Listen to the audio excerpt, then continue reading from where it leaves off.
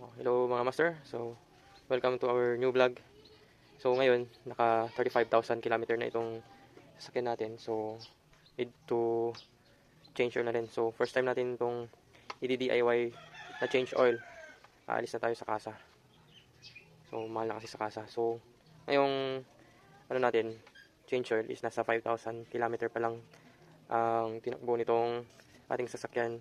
Last change oil niya nung 30,000 kilometer. So, ngayon, i-DIY natin siya. So, first time natin mag-DIY sa pag-change oil ng ating sasakyang Toyota Wigo. So, ito yung setup ko. So, inilagay ko siya sa rampa para madali siyang silungin. Ayan, yung rampa na ginawa ko. DIY lang din yan para makasilong tayo dun sa baba. Ayan. So, yung gagamitin nating langis ay AMSOIL. Napili ko tong langis na to. AMSOIL na polysynthetic 5W30. Tatlo. Tig, 1 litro. 3 cylinder kasi si Wigo. At ang kanyang filter ay Denso. Ayan.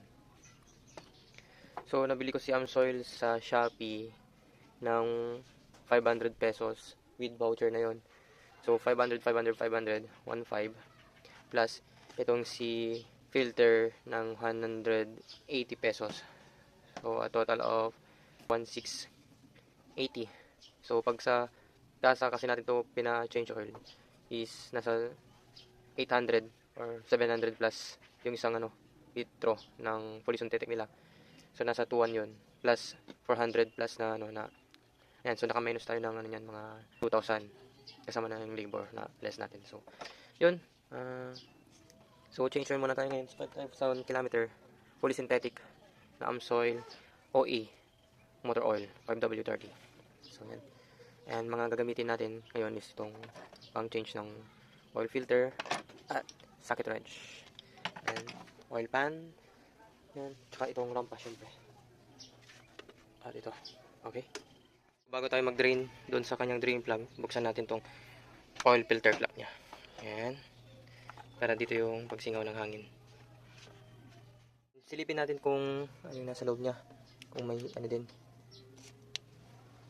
Para lang magkaroon tayo ng idea. Yan. So, sa nakikita, wala naman masyadong oil sludge. Especially yung chain din na natin. Nakikita natin malinaw. Yan, malinaw. Ito yung ang oil nito is from Toyota pa. From 35,000 km. Toyota, fully synthetic pa rin ito. Yan. So, may konting nadikit lang. Pero, malinaw pa rin. So, hindi na natin kailangan mag-flashing. Yan. So, malinaw.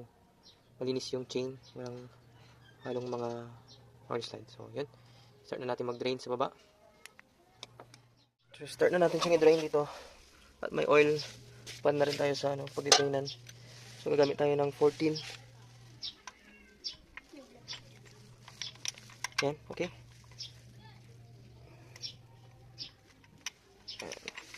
Gamitan muna natin ng pwersa.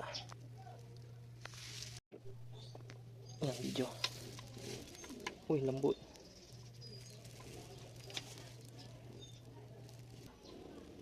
Ayan, nalalabas na ang oil. Baka mabasa ako.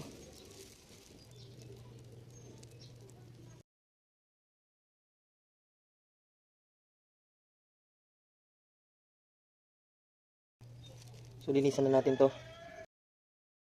Okay, tayo natin dyan.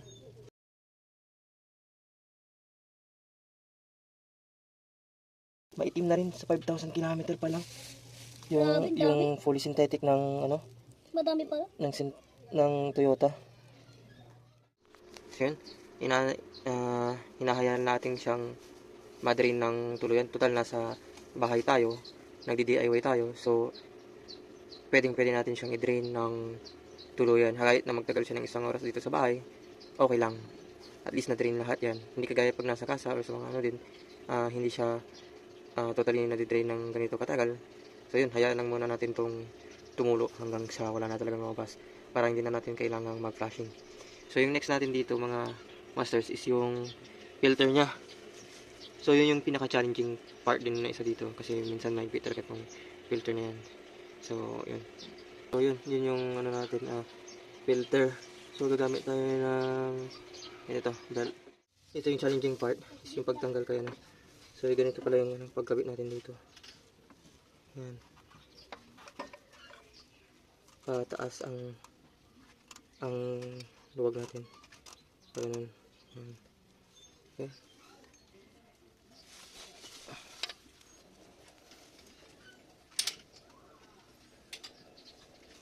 So kung may much better pang gamit na pangtanggal talaga dito, mas maigi. Kasi challenging din tong paglagay ng belt type na ano. So lugan natin patas.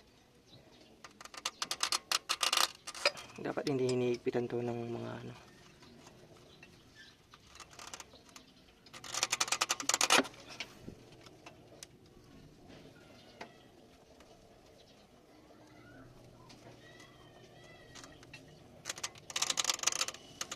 Yan.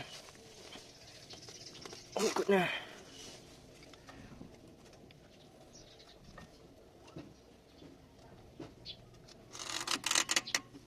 Napaka-challenging. Yun. So, super. Yan. Nabengkong na tuloy. Tigas pa.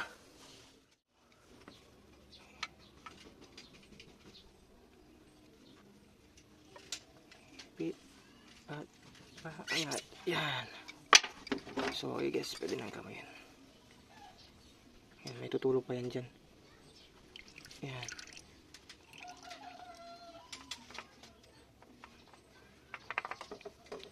Okay. So, tingnan lang dating tumulo lahat ng yan. Hanggang sa wala nang natira. Tapos punasan natin mamaya. Okay. So, ito pala yung ipapalit natin ano, bagong filter, which is Denso din. From official store ng Denso filter din. So, ito yun. Versus dun sa filter, original filter ni Toyota.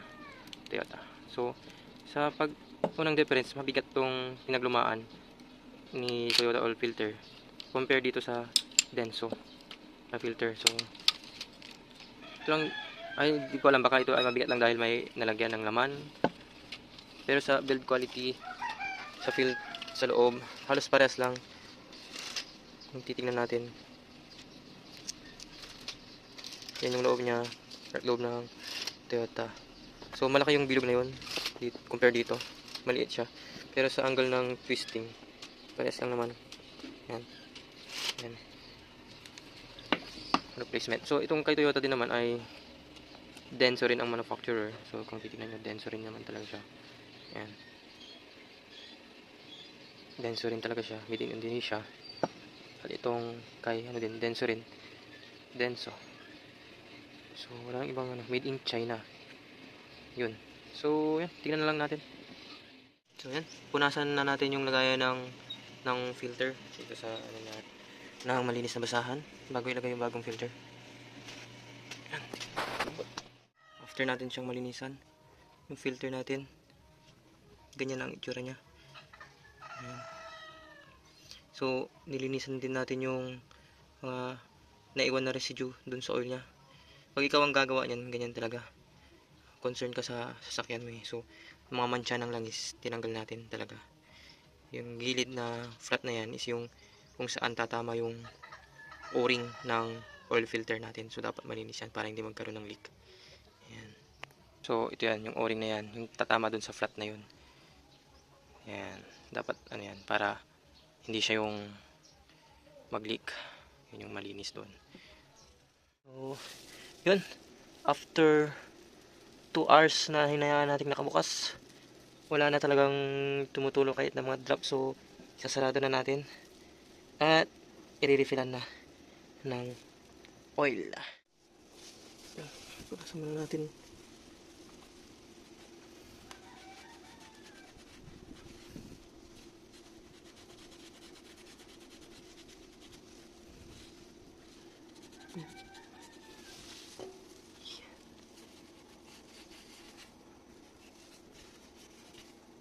Yan. Ayos na. Itong drain plug natin dapat nilinisan natin. So dito hindi ako nagpalit ng ng washer, pero next time magpapalit na ako. So lagyan natin. Banayad lang.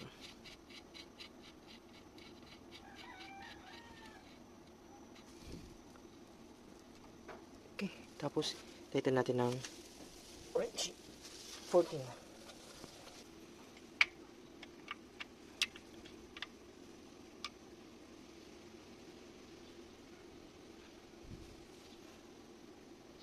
Okay, tamang higpit lang. Tapos silipin natin mamaya kung may maglilig. Tabi na natin itong ano. So, ito ngayon, sarado na. So, silipin na lang natin yung ibang mga parts like ito, kung mayroon tayong mga nakikitang yung nabasang ano dahil sa filter, so punasan na lang din natin. So, mag-inspect na lang din tayo kung mayroong kakaiba dito sa mga parts natin, madumi or ganyan. So, yun. Linis-linis na lang muna tayo dito. And after nun, mag-refill na tayo. So, ito na yung ating oil filter. So, lagyan natin siya ng ano, ng konting oil muna. So, pre-filled muna tayo.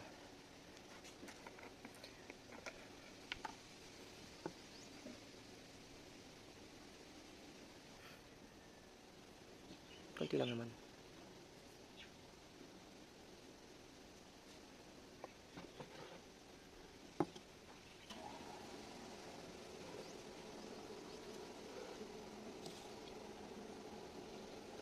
Yung gasket.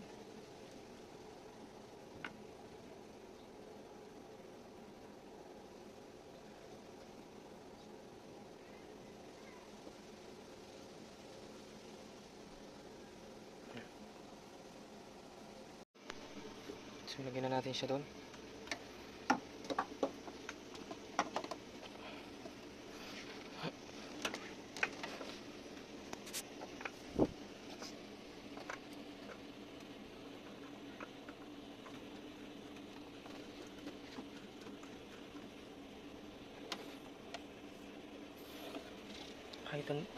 High tighten lang. Yung pinakahigpit na tighten natin. Okay. So, magre-refill na tayo ng AMSOIL sa ating Toyota engine. So, tingnan natin ulit, silipin natin ulit tong dating oil ni Toyota Wigo, which is from 35,000 km. Ang oil na ginagamit ito ay ang Toyota fully synthetic na engine oil. So, tingnan natin, silipin ulit natin, no? Yan. So, kung makikita nyo, parang may sludge siya ng konti, no? Hindi rin naman din kaganda yung langis ni Toyota, I think. I don't know kung sa opinion ko lang, pero makikita nyo na may pagka ano din siya, no? May madumi din. So, iniisip ko dito kasi hindi na ako nag-flushing ng oil.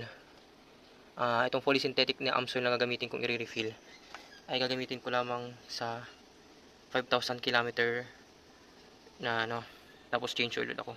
Tingnan natin kung mayroong magbago sa kanyang ano, kulay or malinisan ba niya itong oil sludge na konting-konti lang naman sa next 5,000 km niya.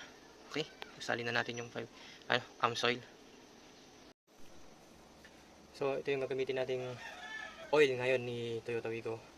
AMSOIL 100% synthetic, fully synthetic OE motor or original equipment advanced engine protection 5W30. So, ano siya? 946 ml. So, times 3 is equivalent to 2,830 ml. So, based sa manual ni Wigo, ang ilalagay lamang na liter sa kanyang engine ay nasa 2.7. So, magtitira tayo ng 100 ml dito sa tatlong bote na yan. Doon sa isang bote. So, yan, salin na natin.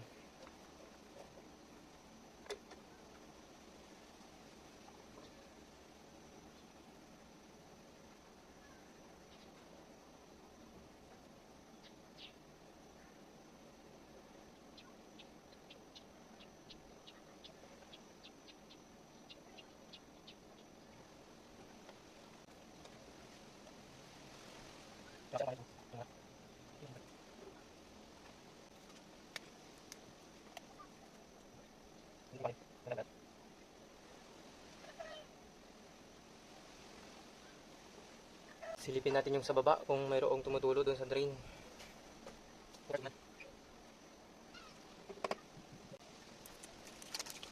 So dito sa panglas na bote natin magtira tayo ng 100 liters. Tapos natin check sa ating dipstick.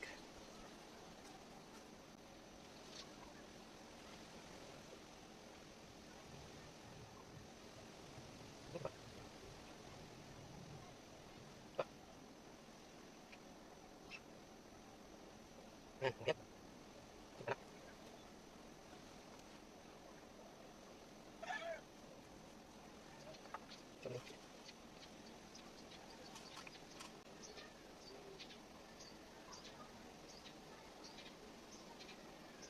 So yan, tignan na lang natin after natin mapaandar.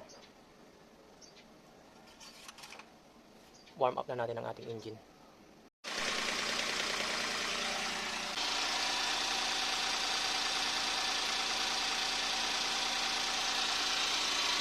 So this is the engine gamit ng makina.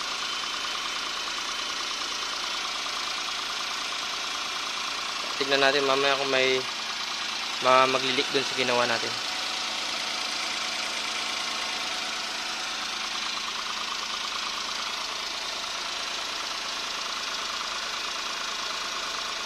Ayan. 5 minutes.